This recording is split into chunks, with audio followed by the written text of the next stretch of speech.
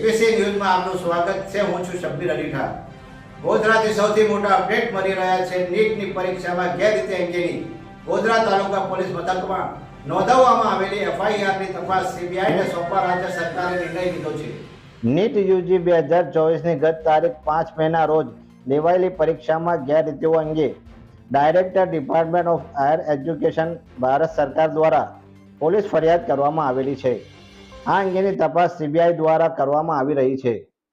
આ પરીક્ષામાં થયેલી ગેરરીતિ અંગેની ફરિયાદ ગોધરા તાલુકા પોલીસ મથકમાં તારીખ 8 મે 2024ના રોજ નોંધવામાં આવી હતી।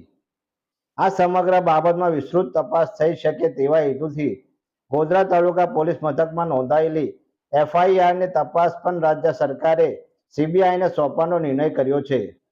રાજ્ય સરકારના ગૃહ વિભાગે આ સંદર્ભમાં નોટિફિકેશન પણ જારી કર્યું છે।